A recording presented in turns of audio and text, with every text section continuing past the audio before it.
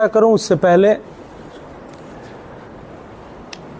आप सबके समाचार पत्र या टीवी मीडिया प्लेटफॉर्म्स पर जो कल राजस्थान की कुछ सुर्खियां थी उनके बारे में आपका ध्यान आकर्षित करना चाहता हूं। आज के समाचार पत्र अगर राजस्थान भर के आपके टीवी चैनल्स को उठा करके देखें तो राजस्थान में कांग्रेस सरकार में और उसके चलते हुए जो जंगल राज राजस्थान में जो स्थापित हुआ है उसकी लाल डायरी के कुछ पन्ने में आप सबके सामने रखना चाहता हूं, जो खून से लाल हुई है। झालावाड़ के भवानी मंडी में चाकू मार करके युवक की हत्या हुई। सिरोही के आबू रोड में युवक पर चाकुओं से हमला कर हत्या की गई। जयपुर के सिरसी इलाके में 23 साल के युवक की हत्या की गई। 12 के अंता में चाकुओं से हमले पर एक की मौत और 3-4 घायल। झुंझुनू के उदयपुरवाटी में किशनलाल सैनी की हत्या हुई। डूंगरपुर के सागवाड़ा में नाबालिग बच्ची की लाश मिली। पाली के लापता युवक की लाश मिली। उदयपुर के कोरावड़ में लापता महिला का जंगल में शव मिला। भीलवाड़ा के कोटड़ी में 5 दिन पुरानी लाश मिली।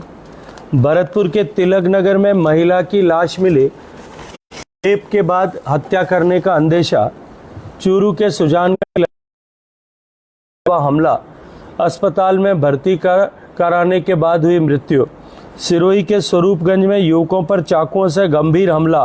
भरतपुर में बदमाशों ने पुलिस अधिकारी को गोली मारी। भरतपुर के जयपुर के बांकतन की आवश्यकता क्यों है? ये मैंने लाल डायरी जो खून से लिखी गई है उसका केवल एक पन्ना आपके सामने रखा है। विषय पर करण से जुड़े हुए विषय पर भी रख सकता हूं और सरकार की अराजकता से जुड़े हुए सरकार के इस अराजक सरकार, भ्रष्ट सरकार के फेल्योर के कारण से जो राजस्थान में दर्दनाक स्थिति हुई है और राजस्थान के 7.5 करोड़ लोग इस सरकार की नाकामी के चलते हुए, इस सरकार के नकारापन के चलते हुए, इस सरकार के निकम्मापन के चलते हुए, इस सरकार के आपसी विग्रह के कारण से उत्पन्न हुई परिस्थितियों के चलते हुए खून के आंसू रोने के लिए और खून के घूंट पीने के लिए मजबूर है।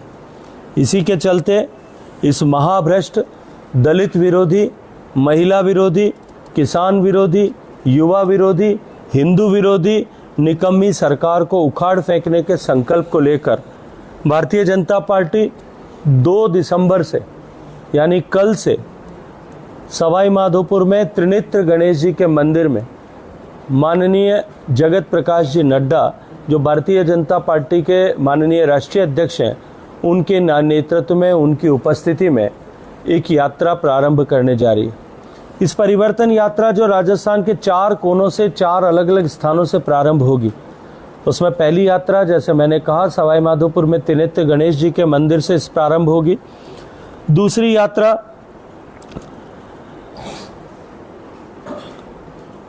वनवासी अंचल में बेनेश्वर धाम के पवित्र स्थल से प्रारंभ होगी। पहली यात्रा जहां 18 दिनों में 1847 किलोमीटर चलेगी। भरतपुर संभाग, जयपुर संभाग और टोंक जिले की कुल मिलाकर के 47 सीटों तक ये यात्रा जाएगी। परिवर्तन यात्रा के दौरान हर विधानसभा क्षेत्र में अनेक स्थानों पर स्वागत के, जनसभाओं के, जन जागरण के ऐसे कार्यक्रमों का आयोजन करना तय किया गया है। भारतीय जनता पार्टी के पूर्व प्रदेश अध्यक्ष आदरणीय अरुण चतुर्वेदी जी इस यात्रा के संयोजक और श्री जितेंद्र गोठवाल इस यात्रा के सह संयोजक ऐसे नामित किए गए। दूसरी यात्रा जैसे मैंने आप सबके सामने चर्चा की जो बेनेश्वर धाम से प्रारंभ होगी, उस यात्रा में 3 सितंबर को माननीय गृह मंत्री अमित शाह जी का सानिध्य मिलेगा। उनकी उपस्थिति में यात्रा प्रारंभ होकर के डूंगरपुर से, जिस यात्रा में भारतीय जनता पार्टी के सभी वरिष्ठ नेता उपस्थित होंगे, 19 दिनों में 2433 किलोमीटर चलेगी। इसमें उदयपुर संभाग, कोटा संभाग तथा भीलवाड़ा जिले की कुल 52 विधानसभाओं में ये यात्रा जाएगी। यात्रा के संयोजक भारतीय जनता पार्टी के वरिष्ठ नेता प्रदेश उपाध्यक्ष श्री चुन्नीलाल जी गरासिया को नामित किया गया है और उदयपुर के सह संभाग प्रभारी श्री प्रबोध सामर इस यात्रा के सह संयोजक होंगे। तीसरी यात्रा जो हमारे पश्चिमी राजस्थान में सामाजिक समरसता के प्रणेता, हम सब के आराध्य देव बाबा रामदेव जी के पवित्र स्थल से प्रारंभ होगी। इस यात्रा में हम भारत सरकार के रक्षा मंत्री आदरणीय राजनाथ सिंह जी का आशीर्वाद और सानिध्य हम सबको मिलेगा। उनके नेतृत्व में जो यात्रा प्रारंभ होगी उसमें भी भारतीय जनता पार्टी के सभी वरिष्ठ नेता उपस्थित रहेंगे। ये 18 दिनों में यह यात्रा 2574 किलोमीटर की दूरी तय करेगी, जिसमें जोधपुर संभाग, अजमेर और नागौर जिले के कुल 51 विधानसभा क्षेत्रों तक ये यात्रा जाएगी। इस यात्रा के संयोजक माननीय राज्यसभा सांसद आदरणीय राजेंद्र गहलोत जी और इसके सह संयोजक माननीय श्री सांवला राम देवासी जी जो सह संभाग प्रभारी हैं वो होंगे, सांवला राम देवासी जी होंगे। चौथी परिवर्तन यात्रा 5 सितंबर 2023 को केंद्रीय परिवहन मंत्री श्री नितिन गडकरी जी के सानिध्य में गोगामेडी पंजाब के सीमावर्ती क्षेत्र से प्रारंभ होगी, जिसमें प्रदेशाध्यक्ष सीपी जोशी जी सहित सभी वरिष्ठ नेता उपस्थित रहेंगे। यात्रा 18 दिनों में 2128 किलोमीटर कुल तय करेगी, जिसमें बीकानेर संभाग, झुंझुनू, सीकर और अलवर जिले के कुल 50 विधानसभा क्षेत्रों में ये जाएगी। इस यात्रा का संयोजक पूर्व केंद्रीय मंत्री और सांसद भारतीय जनता पार्टी के उपाध्यक्ष आदरणीय श्री CR चौधरी साहब को बनाया गया है और सह संयोजक का दायित्व श्री स्वर्ण सिंह बगड़ी जी को ऐसा दिया गया है। मित्रों, इन यात्राओं की व्यवस्था सुचारू रूप से गठित करने के लिए विभिन्न टोलियों का गठन किया है, जिनमें मीडिया, सोशल मीडिया, IT और प्रचार प्रसार तथा सभाएं आयोजित करने के प्रमुख बनाए गए। भारतीय जनता पार्टी ने इस निकम्मी सरकार को उखाड़ फेंकने के लिए जो जनता तैयार बैठी है उस और ये जो सरकार का जहाज जो निश्चित रूप से डूबने वाला है, इस सरकार जिससे जनता ऊब करके एक एक दिन गिन करके चुनाव का इंतजार कर रही है। जगह जगह आंदोलन हो रहे हैं, जगह जगह धरना प्रदर्शन हो रहे हैं, किसान बिजली की कमी को लेकर के आंदोलित हैं और वहीं ग्रामीण और अर्बन क्षेत्र में सभी जगह बड़े शहरों को छोड़ करके सब जगह प्रदेश का आम जनमानस बिजली की कटौती के कारण से त्रस्त और पीड़ित है। जहां मैंने जैसा प्रारंभ किया, मैंने तो सिर्फ एक दिन के समाचार पत्रों के कुछ अंश जो मैं देख पाया सिर्फ उतने ही आपके सामने रखे हैं। राजस्थान में जिस तरह से कानून व्यवस्था चौपट हुई है, महिलाएं, बच्चे, दलित, शोषित, वंचित आज सुरक्षित नहीं है। इस परिवर्तन यात्रा के माध्यम से भारतीय जनता पार्टी इस निकम्मी सरकार को उखाड़ फेंकने के लिए एक नई ऊर्जा के सृजन के लिए कृत संकल्प है। मित्रों, मैं पश्चिमी राजस्थान से जो यात्रा प्रारंभ होगी उसके कार्यक्रम के निमित्त आप सबको विस्तार से थोड़ा सा आपके संज्ञान में लाना चाहता हूँ। मित्रों, यात्रा रामदेवरा से 3 तारीख को सुबह 10 बजे प्रारंभ होगी और जैसा मैंने कहा, माननीय रक्षा मंत्री आदरणीय राजनाथ सिंह जी उस यात्रा में हम सब का मार्गदर्शन करेंगे। यात्रा वहाँ से सभा के बाद अपराह्न 1:30 बजे पोखरन से लाठी, चांदन, जैसलमेर होते हुए पहले दिन का रात्रि विश्राम 92 किलोमीटर की यात्रा तय कर जैसलमेर में करेगी और उसके बाद दूसरे दिन जैसलमेर से सुबह रवाना होकर देवीकोट, फतेहगढ़, शिव, भाटका और बाड़मेर जाकर के रात्रि में बाड़मेर में एक विशाल आम सभा आयोजित कर पहले दोपहर में शिव में और शाम को बाड़मेर में विशाल आम सभा आयोजित कर बाड़मेर में रात्रि विश्राम करेगी। तीसरे दिन बाड़मेर से प्रारंभ होकर के सनाऊ और चौहटन में दोपहर में सभा और बाद धनाऊ, धोरीमन्ना और रात्रि विश्राम गुड़ामालानी में एक बड़ी आम सभा के बाद में होगा। चौथे दिन यानी 7 सितंबर को यात्रा गुड़ामालानी से प्रारंभ होकर के दिन भर में 156 किलोमीटर का मार्ग तय कर बायतू से होते हुए रात्रि विश्राम बड़ी आम सभा के बाद पचपदरा में करेगी। 5वें दिन यानी 8 सितंबर को बालोतरा से प्रातः रवाना होकर के शिवाना में आम सभा, बादराजून और आहोर में कार्यक्रम करते हुए रात्रि विश्राम जालोर में 162 किलोमीटर तय कर एक बड़ी सभा के बाद में करेगी। 9 सितंबर को छठे दिन जालोर से प्रारंभ होकर के सायला, भीनमाल, करड़ा, सांचौर में रात में आम सभा का आयोजन होगा और मार्ग में बीनमाल और करडा दोनों जगह बड़ी आम सभाओं का आयोजन इसमें रखा गया है। 10 सितंबर को 7वें दिन यात्रा सांचौर, रानीवाड़ा, मंडार, रेवदर, आबू रोड, स्वरूपगंज, पिंडवाड़ा और सिरोही 237 किलोमीटर का मार्ग तय कर दिन में और शाम को 3 सभाएं करते हुए रात्रि में सिरोही में विश्राम करेगी। 8वें दिन सिरोही से रवाना होकर के शिवगंज, सुमेरपुर, बाली और अंतिम आम सभा रानी में होकर के रानी में ही रात्रि विश्राम होगा, ऐसा निश्चित किया गया। 12 सितंबर को 9वें दिन यात्रा रानी से प्रारंभ होकर के पाली, सोजत, रायपुर, बर चौराहा और अंत में ब्यावर में आखिरी रात्रि विश्राम के बाद आखिरी आम सभा के बाद रात्रि विश्राम करेगी। 13 सितंबर को 10वें दिन ब्यावर से खरवा, मसूदा, रामगढ़, विजयनगर, बांदनवाड़ा, भिनाय, नागोला और केकड़ी दिन में मसूदा में और विजयनगर में आम सभाएं करने के बाद केकड़ी में रात्रि की आम सभा के बाद रात्रि विश्राम होगा। 11वें दिन 14 सितंबर को केकड़ी से प्रातः प्रारंभ होकर के सरवाड़, नसीराबाद, किशनगढ़, श्रीनगर और अजमेर शहर की आम सभा के बाद अजमेर में रात्रि विश्राम का ऐसा कार्यक्रम तय हुआ है। 15 सितंबर को 12वें दिन अजमेर से प्रारंभ होकर के पवित्र तीर्थराज पुष्कर में एक सभा का आयोजन होगा।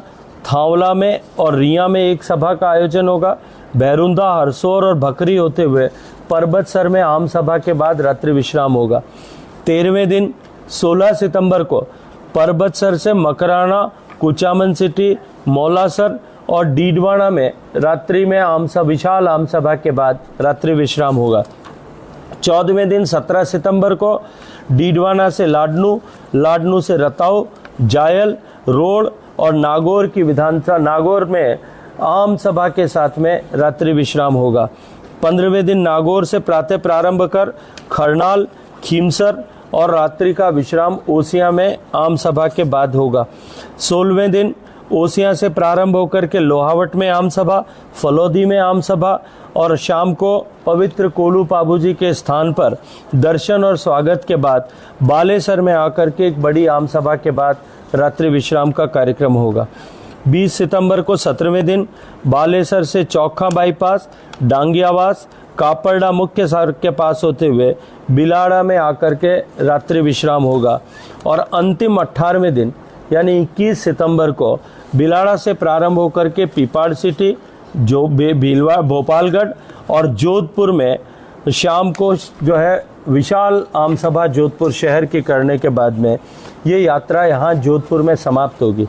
इन चारों यात्राएं जो चारों कोनों से समाप्त होंगी ये 18 और 19 दिन में ये मार्ग तय करेंगी और कुल मिलाकर के जो लगभग 9000 किलोमीटर से ज़्यादा का मार्ग ये यात्राएं और सभी 200 विधानसभाओं में ये यात्रा जाएगी। और एक जन जागरण का कार्यक्रम होने के बाद आगामी 25 सितंबर को जयपुर में माननीय प्रधानमंत्री जी की उपस्थिति में एक विशाल सभा का आयोजन होगा, जिस सभा में राजस्थान से भारतीय जनता पार्टी के हर बूथ से लोग जाएंगे और हर बूथ के लोगों के साथ में माननीय प्रधानमंत्री जी उनका मार्गदर्शन करेंगे।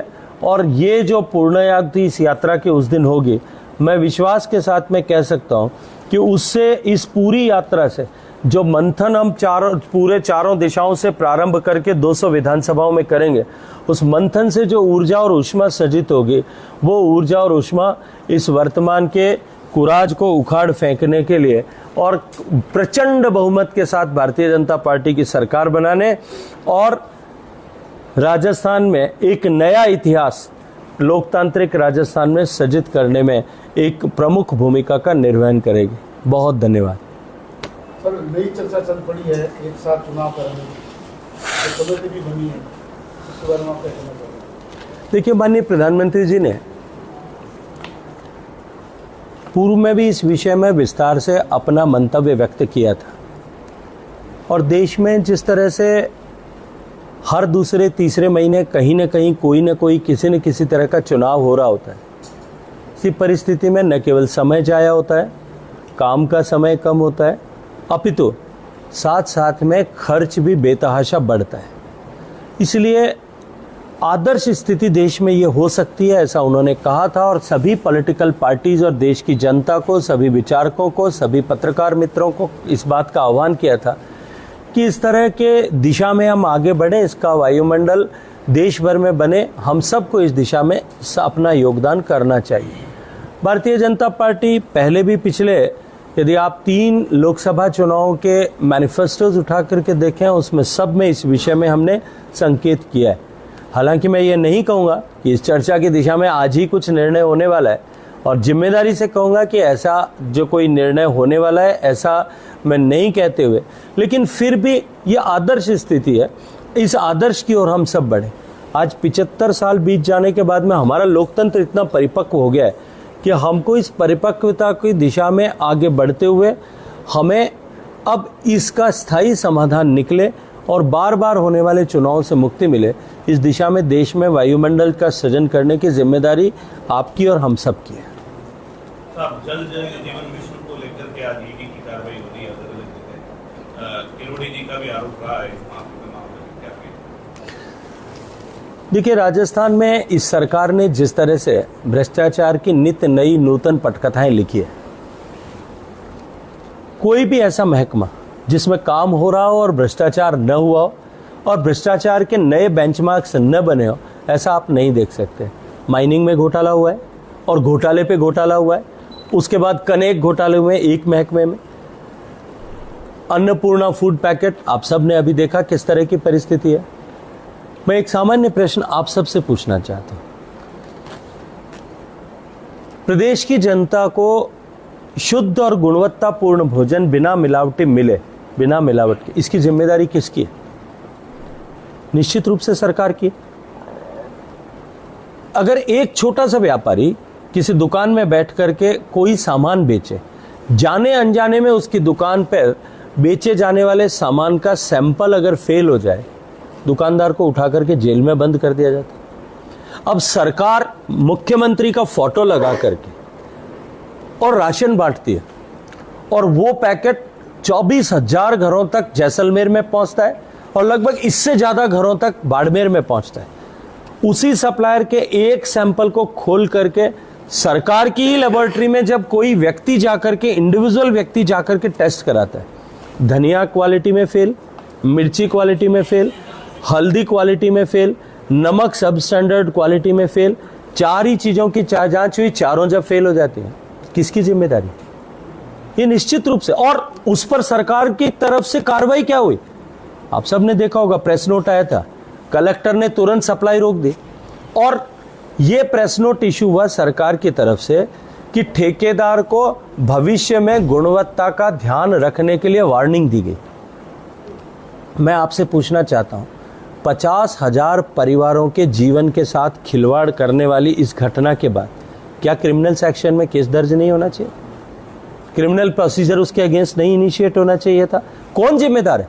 मिलावटी खाना बेचने वाले एक व्यापारी की दुकान पर अगर क्वालिटी सब स्टैंडर्ड है, उसको आप उठा करके जेल भेज देंगे, और मुख्यमंत्री जी का फोटो लगा करके आप क्वालिटी सब स्टैंडर्ड फूड सप्लाई कर रहे हैं, और उसकी कोई अकाउंटेबिलिटी नहीं है, उसके ऊपर किसी तरह का कोई जो है क्रिमिनल सेक्शन में कोई कार्रवाई नहीं हो रही।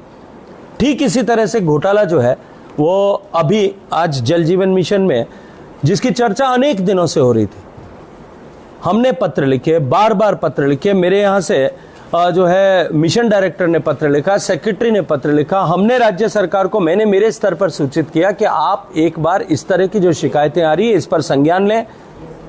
लेकिन कुछ दिन पहले आप सबने अखबार में पढ़ा होगा, एक होटल में बैठ करके माननीय मंत्री जी के जो है सबसे करीबी ठेकेदार, जिन्होंने फर्जी सर्टिफिकेट इरकॉन का एक्सपीरियंस का दे करके सैकड़ों करोड़ रुपए के ठेके हासिल किए थे, केवल एक नहीं 4-4, 5-5 हासिल किए थे।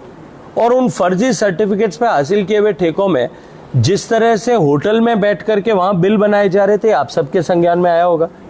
अब क्योंकि ये विषय भारत सरकार के द्वारा वित्त पोषित स्कीम से जुड़ा है, और क्योंकि उस ठेके का सर्टिफिकेट जो ओरिजिन सर्टिफिकेट है वो भारत सरकार की संस्था का सर्टिफिकेट इरकॉन का मिसयूज किया गया है, उसके नाम का मिसयूज किया है, तो निश्चित रूप से इसकी जांच सघनता के साथ होनी चाहिए। इसलिए कार्रवाई हुई है, और कार्रवाई के पहले ही दिन मैंने तो अभी आपके मोबाइल में मुझे कुछ टीवी चैनल्स का न्यूज़ फ्लैश हुआ था कि एक सज्जन के घर 4 करोड़ रुपए कैश मिले और दूसरे सज्जन के घर अभी गिनती जारी। अब उन सज्जन का माननीय मंत्री जी के साथ में किस तरह के संबंध है, क्या संबंध है, एक बार आप उनके फेसबुक और सब उठा करके देख लीजिए, आपको मिल जाएगा। सर, मुख्यमंत्री जी अभी 2 दिन की यात्रा पर जोधपुर थे, उन्होंने एक आरोप लगाया आप पर कि संजीवनी घोटाले की जो जांच है ईडी को करनी चाहिए और प्रधानमंत्री जी को पत्र लिखेंगे। तो लिखें। मैं एक बात पूछना चाहता हूं आज आपसे, किसी भी घोटाला जो राजस्थान में हुआ उसकी जांच करने की जिम्मेदारी किसकी है? राज्य सरकार की। राज्य सरकार की एसओजी 4.5 साल से घोटाले की जांच कर रही है।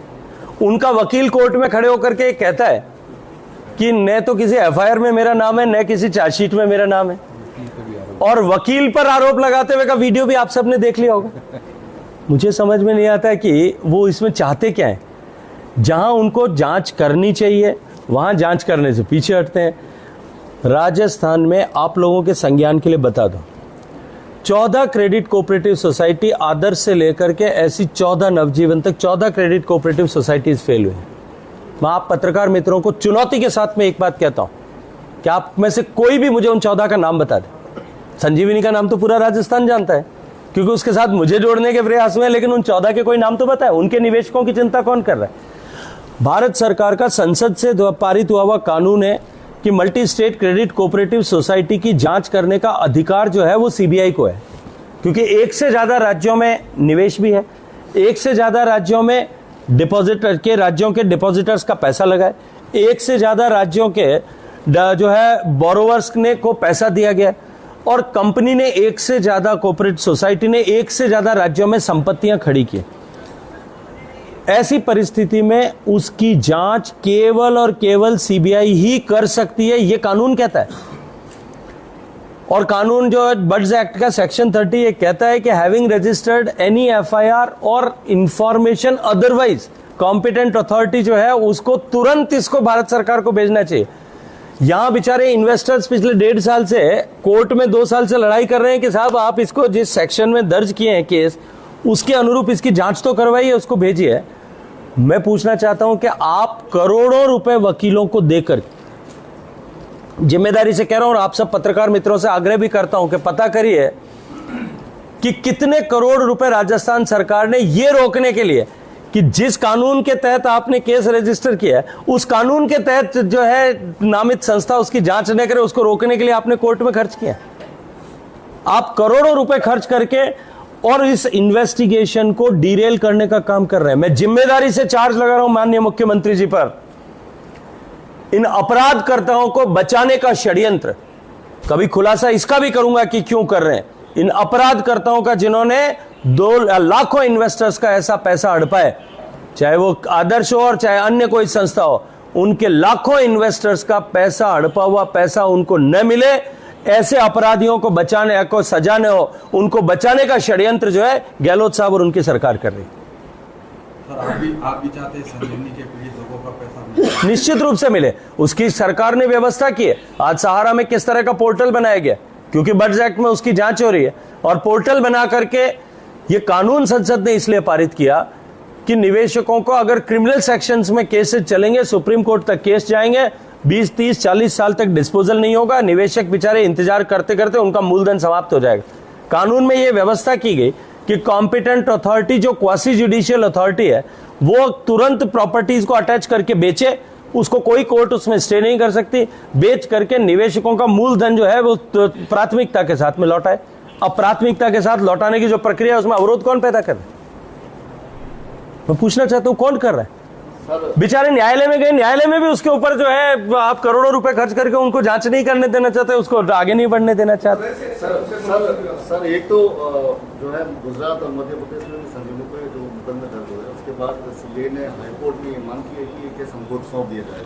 दूसरा, मैं तो वही चीख चीख के कह रहा हूं, गुजरात ने संजीवनी के केसेस को सीबीआई को रेफर कर दिया, सीबीआई ने वहां पे उसको रजिस्टर कर लिया, जांच शुरू कर दी, मध्य प्रदेश ने भी शुरू कर दी। मुझे समझ में नहीं आता राजस्थान सरकार को संजीवनी की जांच से क्या मोह है, मुझे तो नहीं आता। आप लोगों को समझ में आता होगा कि क्या मोह है उनका जांच करने का। उस मोह के वश वो नहीं देना चाहते। एक उन्होंने कहा है कि उनके जो वरिष्ठ अधिवक्ता थे उनको पूरी जो है ब्रीफिंग की गई थी, ये बताया गया था कि शेखावत इसमें दोषी है, लेकिन उन्होंने कोर्ट में जाके बोल दिया कि ये दोषी नहीं है। ये रहस्य क्या है, इसके बारे में आपको जानकारी है क्या? अब यार उनकी पार्टी के वरिष्ठ नेता हैं और उनके द्वारा लगभग 50, 60, 70 लाख रुपए देकर के एक दिन में पेशी पर आने वाले अधिवक्ता हैं। अब उन दोनों के बीच में रहस्य का मायाजाल क्या है वो तो वही बता सकते हैं, मैं कैसे बता सकता हूँ। सर मुंह चेंज हो गया, पुत्र मुंह से गजेंद्र सिंह सुरपत मुंह पड़ी।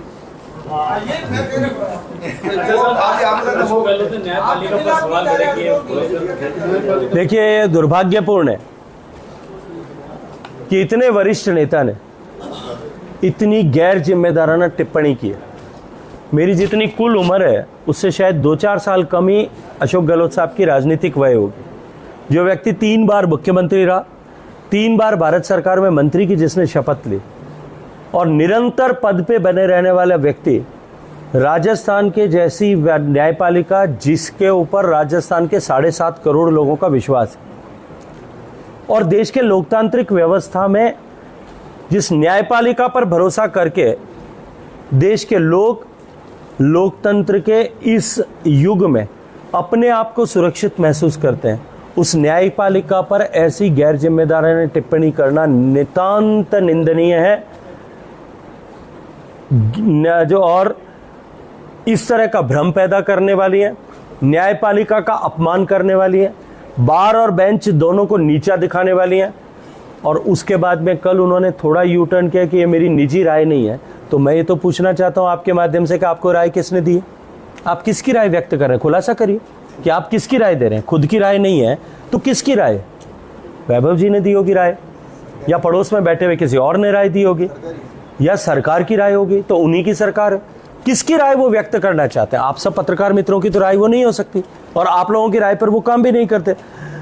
जब उन्होंने ये टिप्पणी की है और उन्होंने कहा कि वकील लिख करके जाते हैं वही ऑर्डर हो जाते हैं, मैं मांग करूंगा आप लोगों के माध्यम से कि वो इसको प्रूव करें ऑन रिकॉर्ड, वरना न्यायपालिका से और जो 7.5 करोड़ लोगों के की भावनाएं राजस्थान में आहत हुई हैं उन सब से खड़े होकर के उनको क्षमा मांगना चाहिए।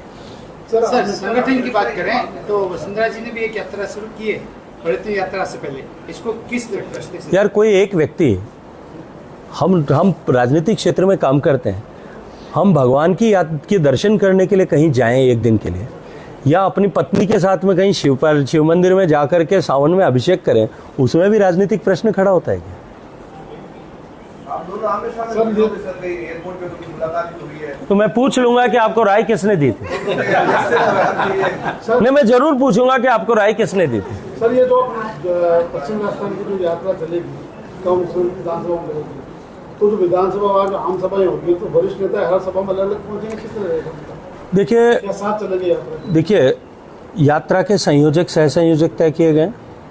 हर लोकसभा क्षेत्र में लोकसभा का सांसद उस यात्रा में साथ रहेगा, स्थानीय विधायक साथ रहेंगे, स्थानीय नेता साथ रहेंगे, पार्टी के सभी वरिष्ठ नेता, वो सभी वरिष्ठ नेता किसी न किसी यात्रा में प्रत्येक दिन मौजूद होंगे।